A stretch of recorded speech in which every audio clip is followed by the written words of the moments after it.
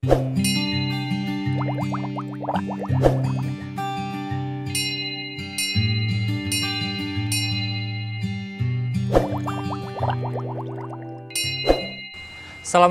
saya Arjuna Nusantara. Langgam sekarang menghadirkan program bincang-bincang bersama tokoh muda ranah Minang. Dan pada kesempatan kali ini kita coba membahas tentang perjalanan dan cerita perjuangan Bang Febri Diansah dalam upaya penegakan hukum di Indonesia. Beliau, seperti kita tahu, baru keluar dari KPK, Komisi Pemberantasan Korupsi. Kalau soal alasan beliau keluar dari KPK itu sudah banyak sekali diulas di media massa dan ada penjelasan lengkap juga dari beliau. Tetapi kali ini kita akan coba membahas tentang perjalanan bagaimana proses beliau sampai hari ini dan mengapa, ini yang terpenting. Mengapa dia memilih kemudian ke Dharmasraya. Dan kita sudah lihat di Instagramnya, sudah berkeliling di Dharmasraya ke beberapa tempat. Bang Febri Diansah, Bang Feb, selamat datang di Dharmasraya. Ya, ini bagian dari pulang kampung ya, ke Dharmasraya gitu kan.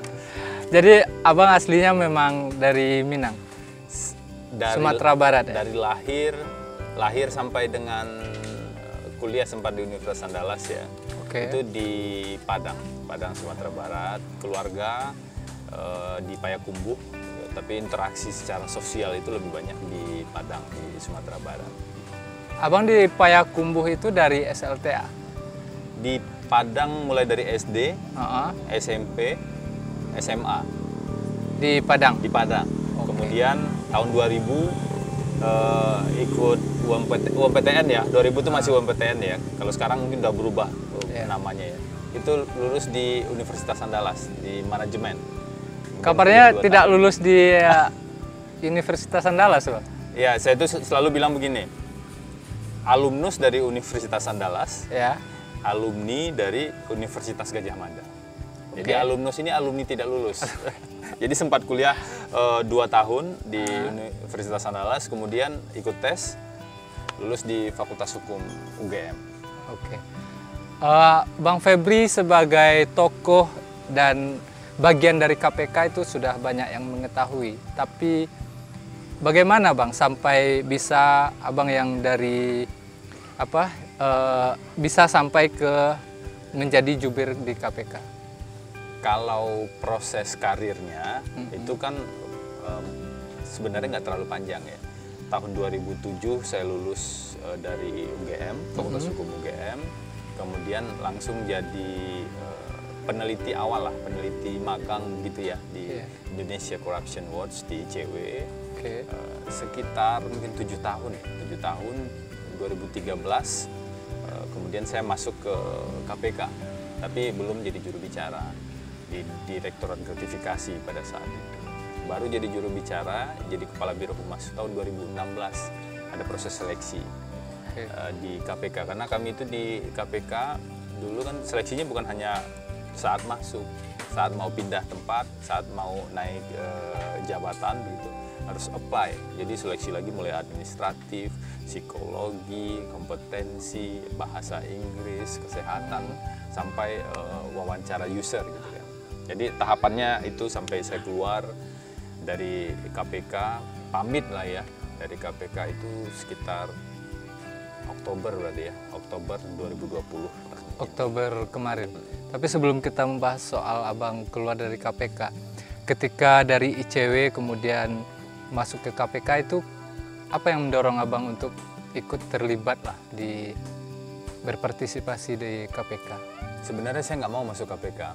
Jadi? Dulu saya nggak mau. Sekitar 3 atau 4 tahun sebelum saya akhirnya memutuskan masuk KPK, 2013 ya, berarti mungkin sekitar 2009, saya dihubungi seorang teman. Karena saat itu ada lowongan di KPK, namanya Indonesia Memanggil. Saya diajak untuk ikut daftar, saya bilang saya nggak mau masuk KPK, karena saya pikir pemberantasan korupsi itu bisa dilakukan dari dalam institusi negara. dan juga dari luar institusi negara sebagai masyarakat misalnya, atau di kampus, atau jurnalis, dan banyak profesi yang lainnya. Tapi di tahun 2013, 2012 akhir mungkin ya, ketika Indonesia Memanggil itu dibuka, saya masuk di Indonesia Memanggil 7. Pada saat itu saya menyaksikan secara langsung bagaimana fenomena cicak versus buaya terjadi. Oke. Bagaimana independensi KPK dalam bekerja itu terganggu sekali kalau ada pihak-pihak yang pada saat itu ada konflik lah ya, berasal dari ada konflik dengan oknum-oknum atau pihak-pihak dari instansi yang lain, sehingga saya dengar waktu itu KPK membuka posisi penyidik independen. Nah, saya pikir mungkin saya bisa kontribusi di sana, meskipun ya tidak berhasil jadi penyidik sampai sekarang. Oh gitu? Ya, pengen sekali jadi penyidik, tapi dalam tanda kutip nyasarnya ke Biro Humas gitu. Jadi juru bicara. Kalau dari porsi peran kita, penyidik dengan jubir itu apa perbedaannya, Bang? Penyidik itu mereka yang menangani perkara. Jadi kalau kita lihat ada penangkapan, ada kasus-kasus korupsi diungkap, itu yang menangani itu mulai dari pengaduan masyarakat, penyelidik, penyidik, penuntut umum.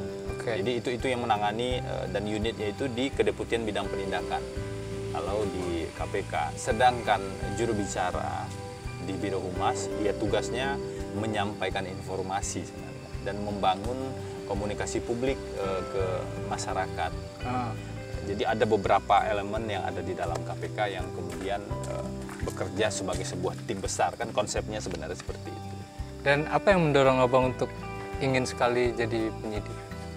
Ya, saya lulus di Fakultas Hukum dan bekerja di isu anti korupsi, tapi di aspek kebijakan ya, dan analisis hukum itu di ICW sekitar 6-7 tahun.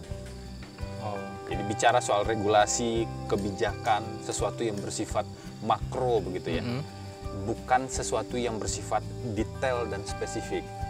Saat itu saya pikir bahwa kan ada pepatahnya, ada istilah atau idiom di luar sana itu, the devil is in the detail. Jadi kalau korupsi itu pelakunya adalah setan-setan itu tadi, dia ada dan bersembunyi di detail. Jadi selain bicara soal kebijakan makro, detailnya harus diketahui. Nah, saya tertarik waktu itu menerapkan ilmu hukum pada detail tersebut, gitu kan. Ya meskipun nggak lulus kalau jadi penyidik, karena memang nggak dibuka posisi penyidik. Saya daftar sebagai penyelidik. Nah, penyelidik ini orang-orang yang sebenarnya tidak boleh terlihat. Sementara saya bekerja di ICW sudah memang pekerjaannya bersama teman-teman media, kan. Sangat populer lah.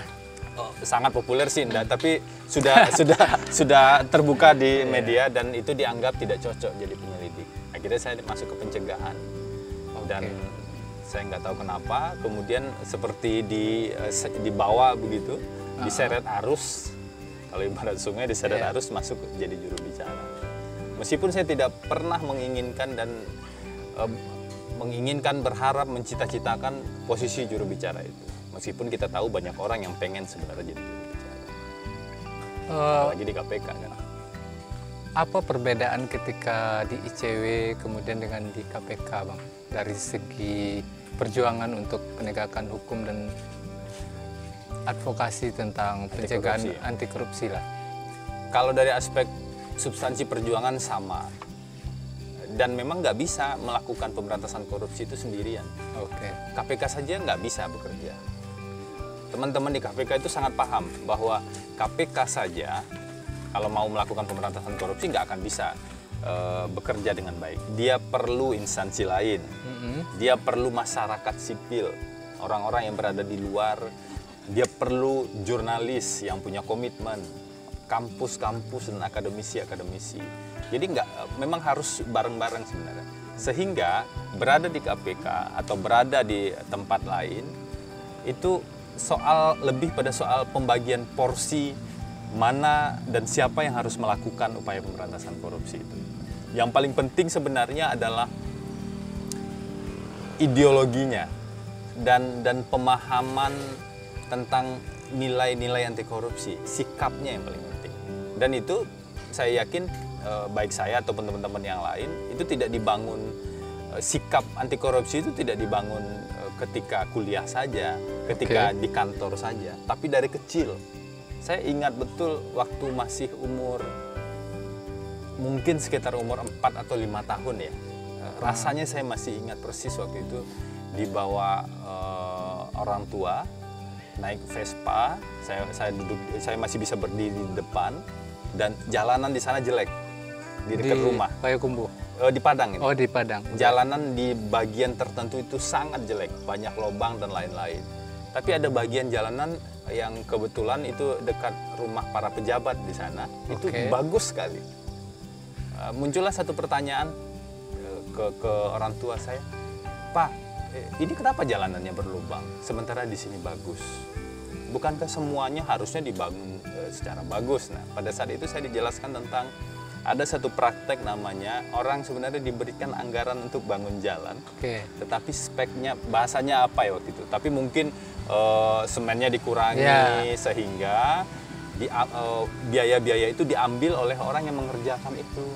Nah, saya mulai mengetahui ketidakadilan atau saya merasa terganggu dengan bentuk-bentuk korupsi meskipun tidak disebutkan pada saat itu ya istilah korupsinya. Saya mulai terganggu dengan penyimpangan-penyimpangan korupsi itu sejak saat saya dibawa naik Vespa di jalan yang berlubang dan bahkan hampir jatuh pada saat itu. Berarti abang bagian dari skuter lovers juga ya? Sudah dari kecil bahkan. Tapi Vespanya sudah dijual waktu itu karena sayang sekali. Harus biayai sekolah kan ceritanya. Vespa orang tua ya. Apakah pengalaman itu yang kemudian mendorong abang untuk ini saya harus sekolah hukum ini, harus menjadi bagian dari orang-orang yang... Kalau sekolah hukum sebenarnya tidak, tapi rasa keadilan yang terusik, seperti kita menanam pohon ya, dari biji begitu kan. Dia kan tidak kemudian tumbuh langsung jadi besar.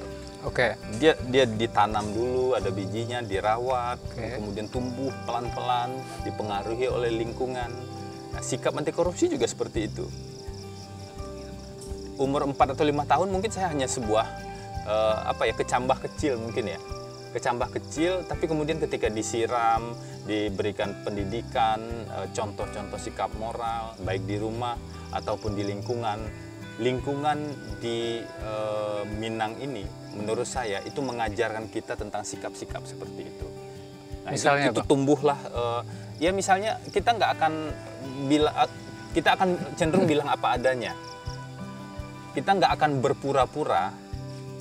Makanya orang Minang disebut, kalau di luar kan terkenal, orang Minang itu egaliter. Dia tidak akan asal bapak senang. Dia tidak akan tunduk kepada atasannya dan kemudian ketika atasannya keliru dia bilang benar, ini bapak benar, bapak bagus segala macam. Dia akan cenderung men-challenge nilai-nilai itu. Bahasa Minangnya elok disabui, buruk disabui. Keterbukaan itu kan sebenarnya prinsip salah satu prinsip dari anti korupsi kan sebenarnya. Dan banyak hal lain ya tentang kejujuran. Nah, dari sana kita dibentukkan oleh lingkungan itu. Jadi kalau melihat ada orang seperti pohon yang tumbuh besar, ia pasti tumbuh dari biji dan kecambah dan tumbuh pelan-pelan dengan resiko patah setiap saat kan. Nah, ini proses yang dibentuk dari banyak hal. Kalau kita tarik dari pengalaman abang tadi sudah mempelajari, sudah dikenalkan dari kecil bahwa ada perilaku-perilaku koruptif ya.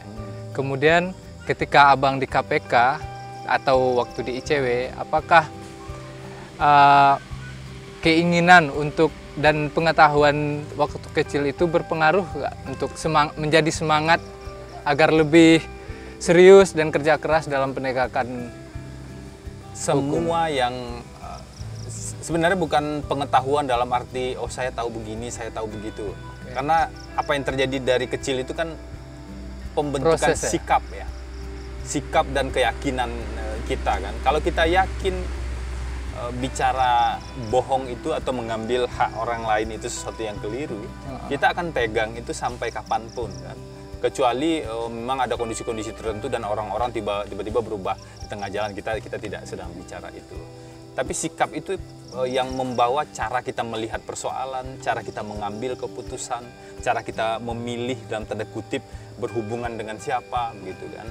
Kita mungkin tidak akan dengan sikap yang seperti itu, kita nggak akan terlalu intens berhubungan dengan orang-orang yang kita tahu persis dia bermasalah secara integritas. Oke. Kenal mungkin ya, komunikasi biasa mungkin ya, atau melakukan hal-hal yang lain, menulis, beraktivitas dan lain-lain. Sehingga kita ketika mencari lingkungan itu ya lingkungan orang-orang yang benar-benar kita anggap sevisi lah. Iya, ada yang bilang begini kan, ayah bercampur aja, ayah minyak, ya dia tercampurnya dengan sesamanya. Meskipun katanya sekarang ada teknologi untuk mencampur air dan minyak yang ada dalam pomade gitu ya. Tapi secara umum, kalau dalam agama orang-orang akan berkumpul sekufu. Betul. Dan kita memang disarankan untuk berkumpul dengan orang-orang yang punya visi yang sama kan sebenarnya. Kalau saya akhirnya memilih kuliah di Fakultas Hukum itu justru ketika saya kuliah ekonomi, kuliah manajemen, saya melihat realitas bahwa yang saya pelajari itu adalah soal untung rugi. Oke.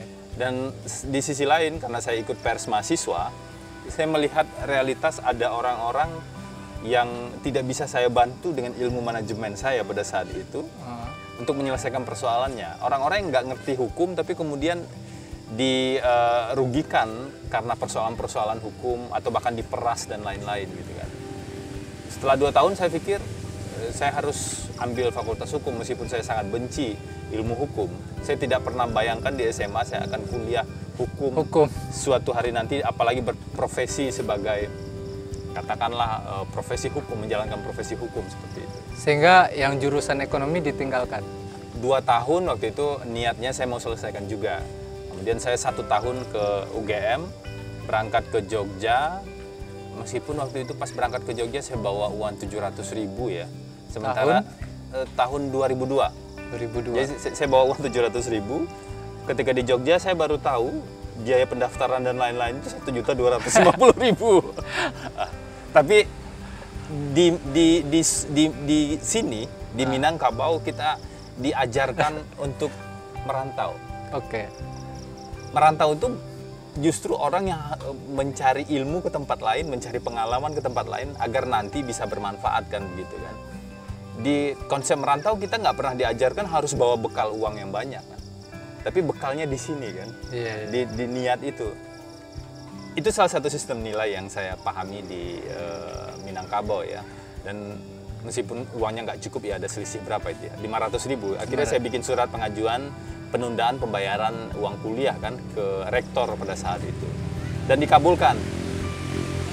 2 kali saya tidak bisa bayar uang kuliah, saya pikir masa saya harus minta penundaan terus-menerus. Oke. Akhirnya di semester ketiga saya ngambil cuti selama 2 semester. Cuti 2 semester saya pulang ke Padang. Tidak bisa membayar biaya kuliah itu memang tidak ada dari orang tua atau? Ya saya minta ke orang tua, tapi kondisi ekonomi kan pada saat itu memang sedang kurang baik ya. Masih dikirim uang belanja sekitar 100.000 ya, dikirim uang belanja 100.000 1 bulan, kadang-kadang bulan depan lupa begitu ya. Yeah. Artinya kita kan harus siap dengan segala kondisi seperti itu. Jadi setahun saya istirahat, tapi saya lanjutin lagi yang di Fakultas Ekonomi. Balik ke Padang, lanjutin yang di ekonomi UNAN, tapi nggak selesai juga. Sambil kerja kan. Oke, cari modal lagi untuk lanjutin kuliah hukum, cari uang lagi begitu ya untuk lanjutin kuliah hukum. Akhirnya saya waktu itu karena diajarkan melayout koran gitu ya, sama desain grafis kecil-kecilan gitu, bikin poster dan lain-lain. Ya saat itu saya kerjakan itu dan mendapatkan sejumlah uang. Kemudian saya balik ke Jogja. Oke. Daripada cuma kerja doang, saya daftar juga ke Fakultas Hukum gitu untuk belajar. Fakultas Ekonomi ya di Andalas untuk belajar. Tapi saya tidak sanggup untuk menyelesaikannya ternyata. Menarik perjalanan Bang Febri. Jadi sebagian orang Memang orang-orang yang sukses itu tidak harus berasal dari keluarga yang mampu ya Bang ya. Tapi dengan perjuangan yang lebih gigih, kita bisa mendapatkan apa yang kita inginkan. Bang, minum Bang sebelum kita lanjut cerita. Ini kelapa muda, kita sekarang berada di kedai kebun. Ini kelapa muda khas kedai kebun ya. Di Darmasraya. Darmasraya. Kalau terdengar suara-suara yang agak aneh, ini kita memang berada di outdoor ya. Tadi ada suara motor gitu ya. Motor, mobil dan lain-lain. Tapi suasananya sangat enak ya di kedai kebun ini. Ini di antara pohon-pohon karet dan ada juga pohon jengkol dan beberapa tanaman langka. Ini ada beberapa tanaman langka di sekitar sini. Bisa makan, bisa ngobrol begitu ya. Iya. Ini jadi kayak iklan kedai kebun. Kita lanjut Bang. Seperti apa? Begitu kuatnya perjalanan Abang di dunia hukum, advokasi hukum lah, dan khususnya di bidang korupsi. Dan Abang sempat berada di KPK seperti yang kita tahu banyak orang yang menginginkan, apalagi seperti posisi jubir tadi kan. Kenapa kemudian Abang memutuskan untuk keluar dari KPK? Itu pertanyaan yang berat. Pertanyaan berat sebelum saya memutuskan keluar, dan setelah keluar saya masih ditanyakan terus-menerus. Ini berarti kan sudah sebulan lebih ya, sejak secara resmi kemudian diberhentikan sebagai pegawai KPK. Saya bilang waktu itu kondisi KPK memang sudah berubah. Berubah dalam artian banyak hal ya. Secara prinsip ada nilai-nilai yang saya lihat tidak ada di beberapa pihak pengambil keputusan di KPK. Kemudian ada kebijakan ekonomi politik, kebijakan politik hukum lah ya tepatnya dari eksternal yang saya kira tidak menginginkan KPK untuk bisa bekerja secara baik. Dan kita lihat setahun hasilnya bisa dibandingkan dengan tahun-tahun sebelumnya. Dan kemudian yang terpenting yang ketiga, saya merasa semakin yakin bahwa saya bisa berkontribusi untuk hukum dan pemberantasan korupsi sekalipun saya berada di luar. Dan saya ingat tahun 2013 saya pernah diangkat sebagai advokat.